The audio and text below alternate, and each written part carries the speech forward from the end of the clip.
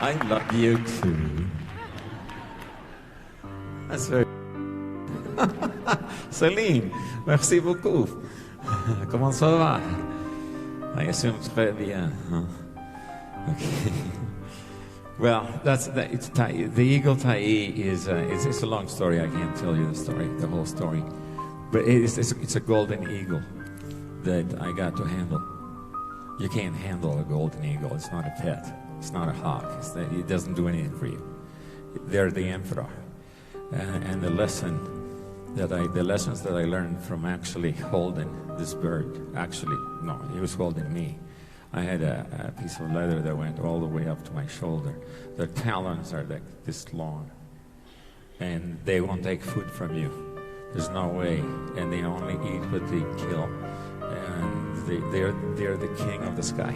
They're the ultimate bird of prey, and extremely endangered species. I think they're making a comeback right now in California. Little bit. There's a few of them, but you can't approach. You can see them from far away. This bird is huge. I had to hold on to a piece of a stick of wood that they had to be able to hold my arm out. And his head is so big, he's right here. And I've never been looked. What do you have it? You got it. Look at the size of this bird. It's not a bird, he's a king. He's an emperor. And he knows it. And he never changed. This bird, some idiot, I'm sorry, I should keep it clean, shot him 10 years ago, and he couldn't fly.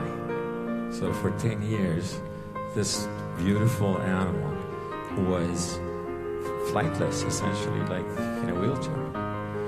But did he change? No.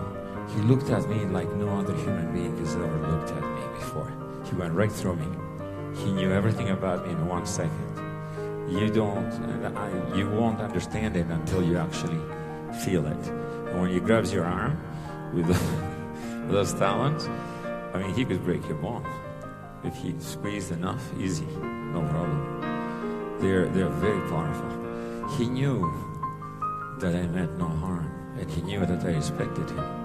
And so, what he was doing, can you put him back up? He's got his wing out. What he's doing is he's protecting me from the photographer. That's what he's doing. He put his wing around and he left it out for about 5 minutes at least. Because the people were, the trainer says, I've never seen him do that before. He touched my heart. It changed my life forever. And it taught me never lose sight of who you are. Because he knew who he was. 10 years later, after he was shot, after he was down on the ground, he was always the emperor, and he was. And he only did what he wanted to do. You can't make this bird do anything for you. He's not going to dance for you.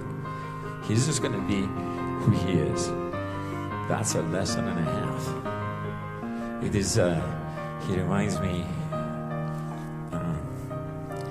of Nelson Mandela and Mahatma Gandhi. You put them in jail for 30 years and they come out and they're still Nelson Mandela and Mahatma Gandhi. They don't change. They just keep that, right? And I'm gonna, Celine, I'm sorry, I'm gonna cut into your time a little bit because 3 days ago, somebody else from the Czech Republic, Yanni, was asking me a question about what did it feel to visit Gandhi's shrine. First time I went to India getting ready to do the Taj Mahal shows, I haven't gotten it yet. I wanted to learn about India. We're talking about the instruments. And India is just a vast country. There's no way you can just visit India and not be changed forever in your life. Got out of the airplane, the first thing I did is I went to Gandhi's shrine, and it was in the evening, and there was nobody around. And I spent, I don't know, close to an hour. I can't tell time, but that, you completed going. And I was closed, I had my eyes closed, and I was trying to connect with his spirit, with him, with his energy, asking him for help, to try to help me understand that vast country, multicultural, You know, it's just because I was about to create music and play in front of their crown jewel, and I wanted to present something that was appropriate, and I was asking for his help. I can't prove it, but I felt like I did. He taught me a lot. It was, I don't care about proving anything anyway. So I just felt it. I felt him. And I said, just, what is India? Who is India? You can't, you spent 3 years there, you still don't know. It's just like China. You have to, these are big countries. You don't just walk around and land in Beijing in China, no? Thank you very much. I've been in a lot of cities of China. All right, I'll take a question now. Right here. Shanghai.